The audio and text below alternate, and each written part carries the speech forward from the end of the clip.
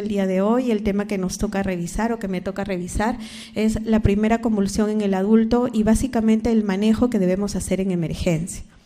Entonces, para esto necesitamos tener en cuenta tres objetivos principales, ¿no?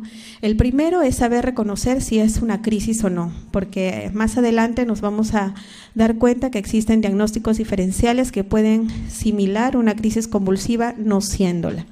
El segundo objetivo va a ser reconocer si la causa que produce esta convulsión es reversible o no, lo cual va a conllevar a tener una clasificación si es primaria o secundaria. El tercer objetivo, y creo que el más importante para nosotros como médicos de emergencia, va a ser valorar la necesidad de tratamiento en este paciente como primera convulsión, ¿no? Si es necesario o no tratar a este paciente cuando llega a la emergencia presentando una primera convulsión, independientemente de cuál sea la causa. El diagnóstico de la primera convulsión en el adulto es básicamente clínico, se basa en lo que es la anamnesis y nos va a ayudar o va a ser de importancia a los testigos presenciales, ya que este paciente que llega en la primera convulsión no necesariamente puede llegar ya estable, sino en un posictal, el cual no va a ser muy conveniente ni obviamente nos va a poder dar los datos, ¿no? Entonces, para eso es importante la presencia de los testigos. Y tener en cuenta también que no toda convulsión va a ser sinónimo de epilepsia. El que un paciente presente una sola convulsión no va a ser diagnosticado como epilepsia, ni que toda epilepsia tampoco se va a ver manifestada por convulsiones, ¿no? Entonces, los pacientes que presentan un primer episodio convulsivo pueden presentarlo desde una forma muy subjetiva y breve, ¿no? Incluso precedida por un aura, o pueden también llegar a ser manifestaciones motoras tónico-clónicas, ¿no? El 10% de los pacientes que llegan a la edad de 80 años pueden tener una o más convulsiones durante toda esta etapa, y de ellas la mitad de las causas pueden ser de origen febril. Y en el 85% de los pacientes, ¿no? El diagnóstico básicamente es clínico. La primera convulsión siempre va a ser como diagnóstico clínico y basándonos en la anamnesis. Ya el estudio de los exámenes o la solicitud de exámenes auxiliares básicamente nos van a ayudar para la clasificación y para valorar el riesgo de este paciente como primera convulsión, ¿no? El 50% de los pacientes que presentan un primer ataque, ¿no? O una primera convulsión, en la anamnesis suelen ya referir que han tenido otros ataques menores que no le han dado la importancia debida. Entonces, si este paciente ya ha presentado convulsiones previas, ya va a tener el diagnóstico de lo que es epilepsia. Los pacientes que llegan a la emergencia y que presentan una primera convulsión y que no tengan ningún déficit neurológico y que la resonancia y el electroencefalograma, ¿no? Que ya lo mencionaremos más adelante cuál es la importancia y que en realidad deberían ser tomados en un servicio de emergencia, el riesgo de recurrencia es de 35% a los 5 años, por lo que no se da tratamiento médico, ¿no? Esto es en caso de un paciente con primera convulsión sin déficit. En un paciente con déficit neurológico y con una resonancia y un electroencefalograma anormal, ¿no? Tiene un riesgo de recurrencia del 70%, básicamente se duplica a los 5 años, por lo que en este tipo de pacientes sí va a ser recomendable, siendo la primera convulsión, iniciar un tratamiento con anticonvulsivantes. Y una sola convulsión puede ser de dos tipos, ¿no? Puede ser una provocada, que tiene que un factor predisponente, o una no provocada, que es básicamente una causa idiopática o no conocida, la cual ya va a ser estudiada en la parte ambulatoria. Lo que nos es de importancia aquí o en la emergencia es descartar que esta provocada pueda ser reversible, y en caso no lo sea, pues este paciente va a ser posteriormente evaluado por el servicio de neurología. Con respecto a la epidemiología, en el servicio de emergencia las convulsiones llegan a presentarse entre 1 a 2% como emergencias médicas. De este grupo, el 44% de esas atenciones suelen ser por primera convulsión, ¿no? Y lo recalca que generalmente es en un paciente previamente sano. El 44% es casi un poquito menos de la mitad, entonces es considerable e importante tocar el tema, básicamente como lo mencioné en un inicio, para poder ver si damos tratamiento o no, o lo dejamos para el especialista en la parte ambulatoria. Cerca de un 3% de la población que tendrá epilepsia como diagnóstico ya antes de los 75 años. Y el riesgo de recurrencia de convulsiones no provocadas como causa es de entre el 30 al 50%, y esto va a ocurrir los primeros 6 meses después de haber ocurrido una primera convulsión. Y después de una segunda convulsión, el riesgo aumenta casi al 70 o 80%. Para esto es importante tener en cuenta y claro 3 conceptos importantes: qué es una convulsión, qué es una epilepsia y qué es un estatus epiléptico o convulsivo. La convulsión la conocemos como una crisis súbita, una crisis súbita de corta duración, ¿no?, que se produce por una descarga o una excitación excesiva, anormal o desordenada de neuronas corticales que van a generar un compromiso motor y de conciencia. Esta puede ser de origen primario o secundario. Epilepsia es ya un grupo de trastornos neurológicos que van a ser caracterizados por más de una convulsión. Y el estatus epiléptico básicamente se basa en, valga la redundancia, en la duración de esta convulsión, ¿no? La duración de más de 5 minutos o 2 episodios convulsivos sucesivos sin recuperación de conciencia entre ellos. ¿Cuáles son los escenarios que vamos a tener nosotros en la emergencia? Los escenarios básicamente van a ser una epilepsia primaria idiopática no provocada, que es la que va a terminar probablemente siendo evaluada por el neurólogo, ¿no? Alteración transitoria aguda de la función cerebral, que es generalmente la provocada y es la que vamos a manejar nosotros como emergenciólogos, ¿no? Va a ser considerada como una crisis sintomática aguda. Una vez conocida la causa provocada, se trata, y ya el manejo por si presentara una segunda convulsión ya va a ser por la parte ambulatoria. Y un síntoma de lesión cerebral crónica como tal ya en una epilepsia secundaria, ¿no? Aquel que ya está diagnosticado y que de repente después de tiempo vuelve a presentar una convulsión. ¿Cómo vamos a hacer el diagnóstico? El diagnóstico básicamente se respalda en 6 pilares, digámoslo así, ¿no?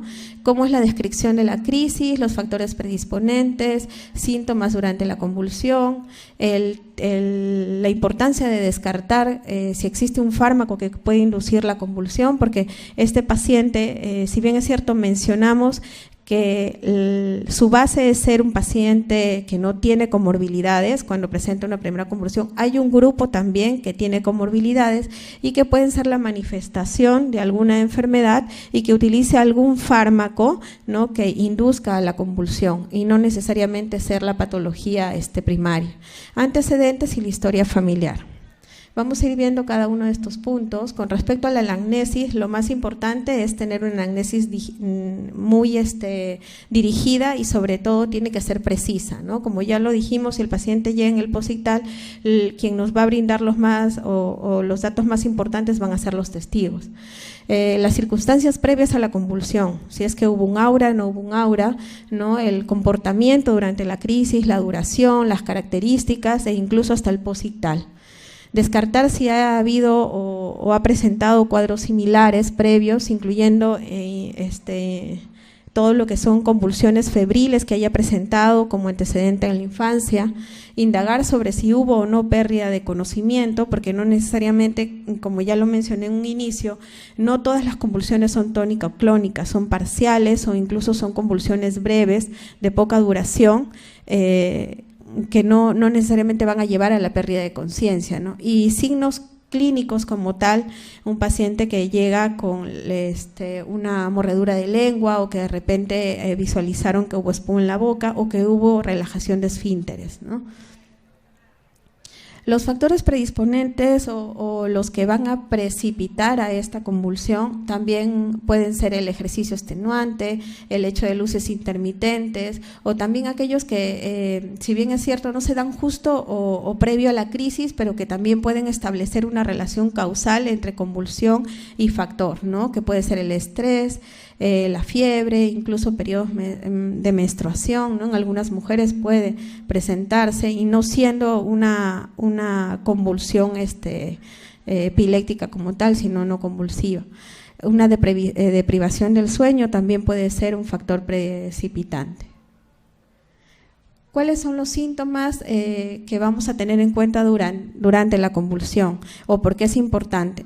Aquí básicamente nos va a ayudar lo que es el aura, ¿no? Porque si bien es cierto hay que distinguir entre lo que son crisis parciales, generalizadas o incluso crisis parciales complejas, ¿no? Va a ser el aura. La presencia del aura ya me está apoyando básicamente un diagnóstico de epilepsia y ya eso no entraría a lo que vendría a ser una primera convulsión en el adulto sin causa conocida, ¿no? Dentro de las drogas, importante mencionarlo porque como ya le dije, en el adulto o nuestra población o la población que vemos nosotros en emergencia es básicamente adulto mayor y muchos de ellos ya tienen patologías, ¿no?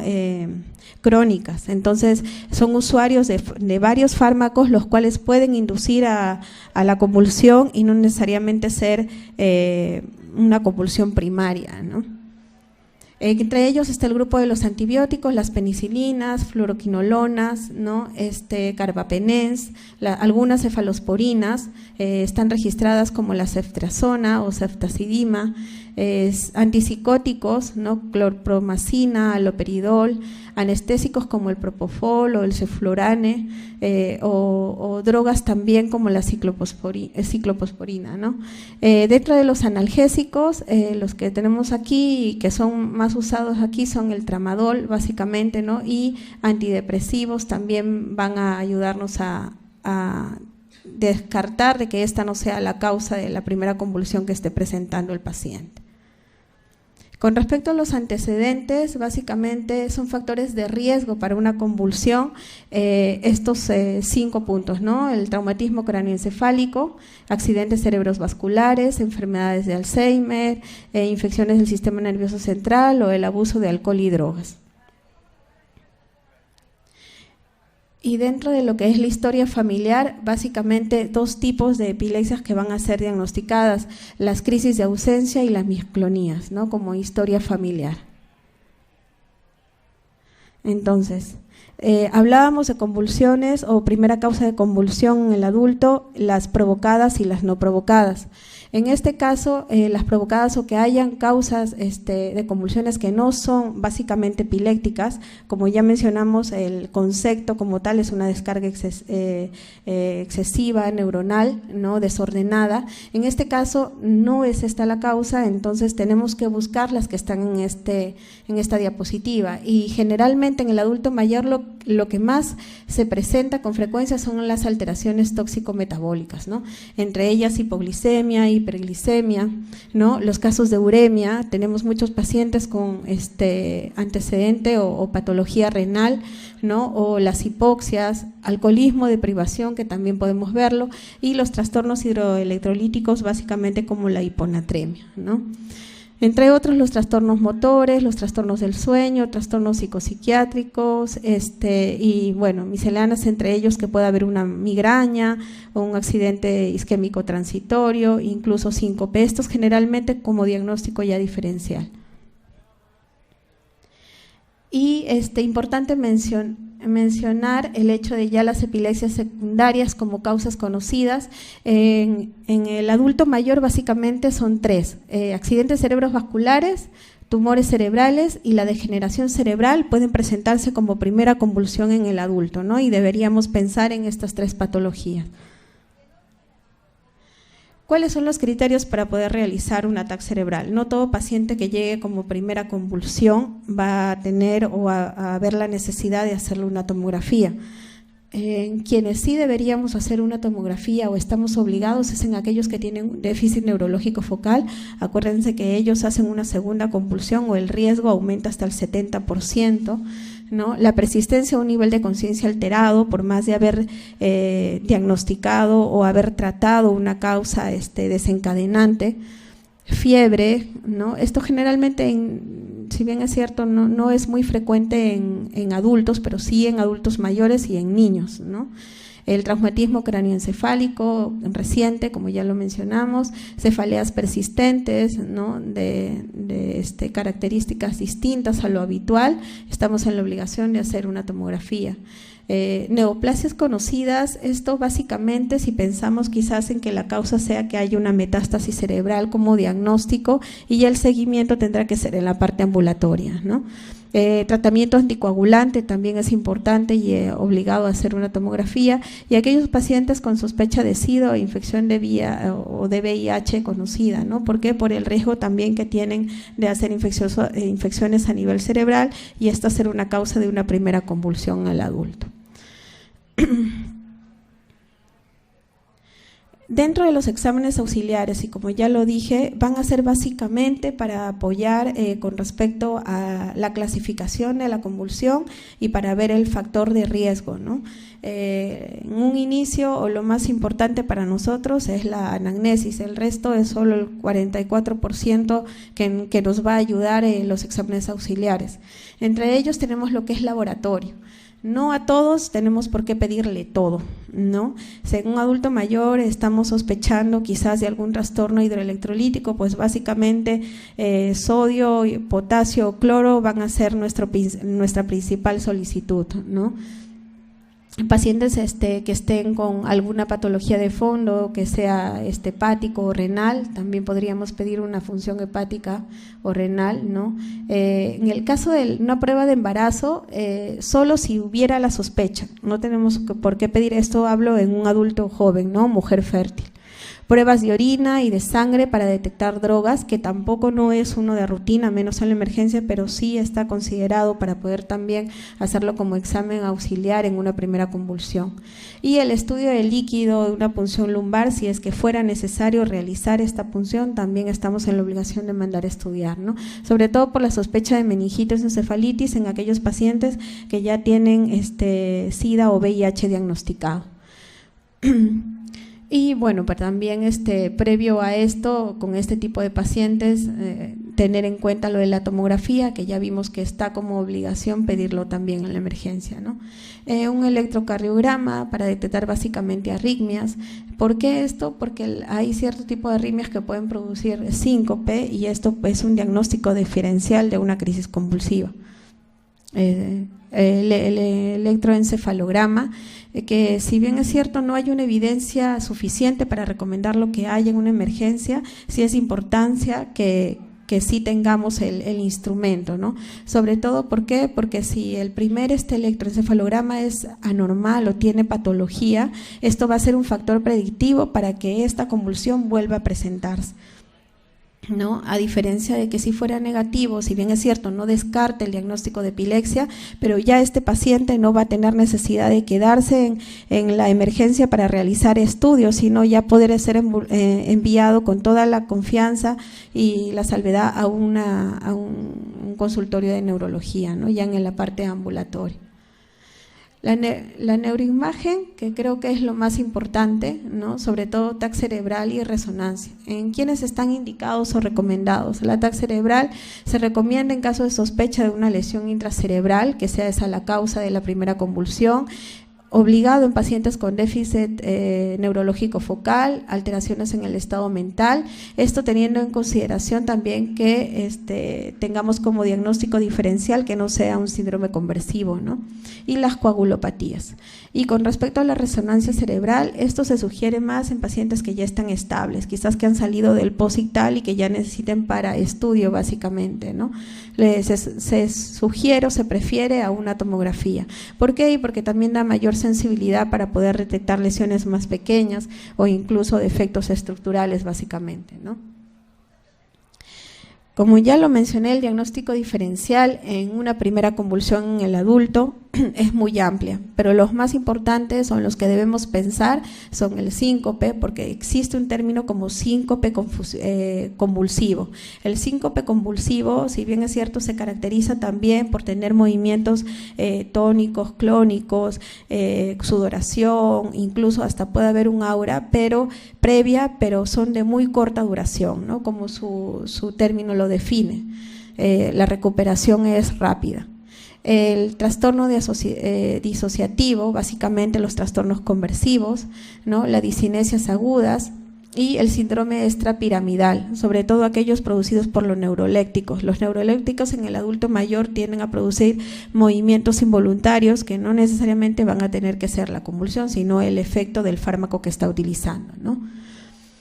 Con respecto al tratamiento, creo que es la parte más importante de esta revisión, porque vamos a tener que tener en cuenta a quienes tratamos en una primera convulsión y a quienes los podemos enviar por el especialista o en el ambulatorio sin problema, ¿no? Es que debemos considerar aquí que la terapia temprana no tiene ningún efecto en el pronóstico de diagnosticar una epilepsia a largo plazo, ¿no? El que no le demos tratamiento en un primer inicio, eso no me va a garantizar que haya un buen pronóstico.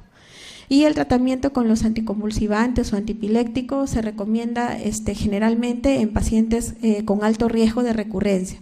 ¿Quiénes tienen alto riesgo de recurrencia? Como ya lo mencionamos en un inicio, aquellos pacientes que tienen un déficit focal, un déficit motor focal, o aquellos que tienen un electroencefalograma y una neuroimagen positiva, ¿no? Ellos son pacientes de alto riesgo que van a volver a presentar una convulsión hasta en un 70%, motivo por el cual va a tener que ser ya tratado desde la emergencia, ¿no? Con su respectiva derivación al servicio de neurología.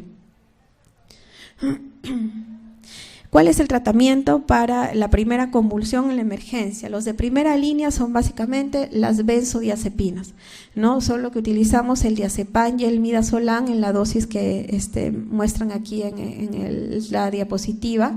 Son las de primera línea, incluso aquí se puede utilizar pasados los 2 minutos y vemos que no hay recuperación, ¿no? Antes de convertirse en un estatus epiléptico, podemos volver a colocarle la siguiente dosis, ¿no? La fenitoína se utiliza como siguiente línea o como siguiente escalón terapéutico, ¿no? Y siempre bajo monitorización, sobre todo de un electrocardiograma por los efectos secundarios que puede producir. Y los barbitúricos y relajantes musculares son el tercer escalón de un tratamiento en una primera convulsión en la emergencia, y en estos pacientes obviamente vamos a tener necesidad de tener que proteger la vía aérea, realizar una intubación, y se va a reservar este tipo de fármacos para los estatus epilépticos, ¿no? Aquellas convulsiones que ya lo mencionamos, mayor de 5 segundos o que son 2 episodios consecutivos sin recuperación entre ellos. Entre los barbitúricos tenemos el fenobarbital, ¿no? Que siempre en este tipo de medicamentos o de tercera línea o tercer escalón vamos a tener que tener monitorizado tanto el aparato o monitoreo del estado respiratorio como cardíaco, ¿no?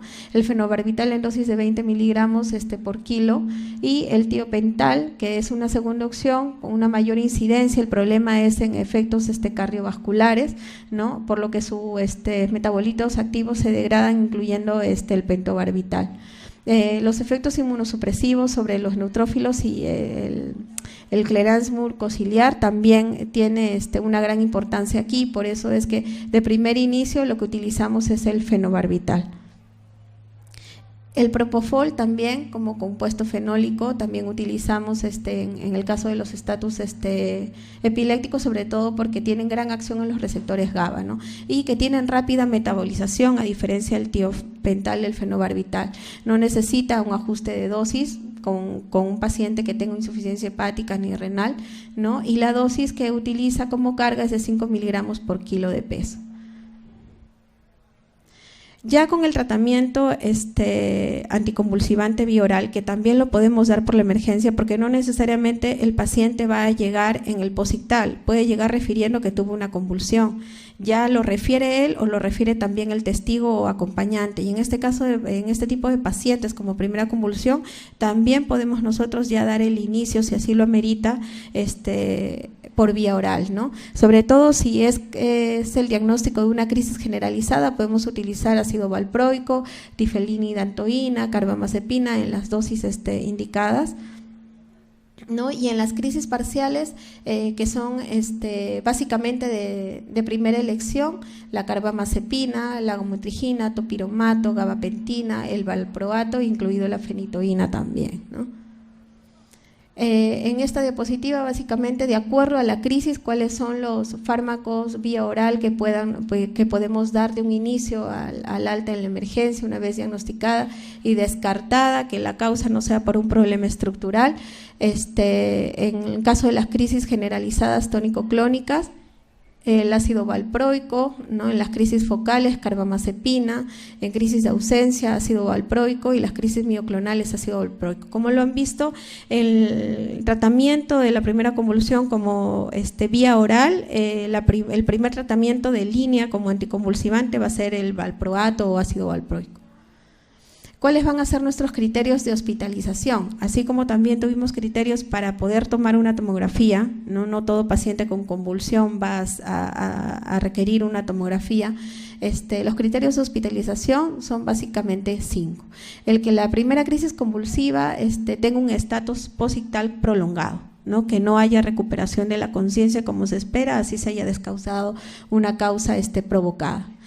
Un estatus epiléptico per se que va a necesitar el tratamiento con barbitúricos, ¿no? Una enfermedad sistémica subyacente que esté condicionando a que este paciente convulsione, o sea, convulsión tras convulsión, un traumatismo encefalocraniano y la sospecha de que este paciente, por más que nosotros iniciemos el tratamiento, no lo va a cumplir y vaya a retornar antes de las 24 horas por una nueva convulsión.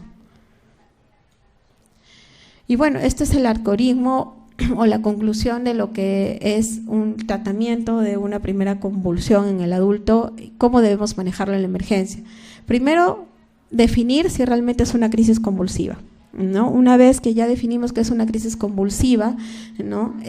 Tenemos que ver la duración de la crisis. Si esta es solo una epilepsia, que son trastornos neurológicos más de una convulsión, ¿no? Menores de 5 minutos, tenemos que ver si la causa ha sido provocada o tiene una crisis, una crisis no provocada o una crisis provocada o sintomática. Si es una crisis no provocada, ya estamos hablando de un estado epiléptico. Entonces, tenemos que definir si ese paciente está con tratamiento, ver si es que está mal controlado o de repente hubo un olvido en la toma del medicamento. Y si está sin tratamiento, ya diagnosticado, sabemos que es una epilepsia, ¿no? Ya tenemos que iniciarle el tratamiento y derivarlo a neurología. Si la duración de la crisis es mayor a 5 minutos, ¿no? Ya tenemos que definirlo como un estatus epiléptico y tendremos que hacer una monitorización de signos vitales, ¿no? El manejo específico de la vía aérea y en primera línea utilizar benzodiazepinas y si no, terminar utilizando lo que es el uso de barbitúricos. Ahora, si en caso no es una convulsión, como ya lo mencionamos, tenemos que tener en cuenta todos los diagnósticos diferenciales o los factores desencadenantes, los cuales pueden ser tratados. Entre ellos, primero, los trastornos metabólicos, ¿no? Y los hidroelectrolíticos. Y si en caso la duración de la crisis pues es, como ya lo mencioné hace un momento, menor de 5 minutos, vimos que es una crisis no provocada, la otra contraparte vendría a ser la crisis provocada o sintomática. Aquí tenemos que definir si es un componente orgánico o un componente funcional. Si es un componente orgánico, debemos estar pensando en que puede ser un accidente cerebrovascular, una neoplasia, o incluso acceso o traumatismos, ¿no? Y esto va a condicionar a tener que de todas maneras hacer una tomografía, una resonancia o una punción lumbar. Y si la causa provocada o sintomática fuera funcional, pues tenemos que tratar de todas maneras los trastornos hidroelectrolíticos, hipoglicemia o trastornos metabólicos, y esto obviamente pedir ya los exámenes pertinentes para hacer el diagnóstico y el tratamiento sin necesidad de tener que iniciar algún tipo de anticonvulsivante. Bueno, eso sería todo. Gracias.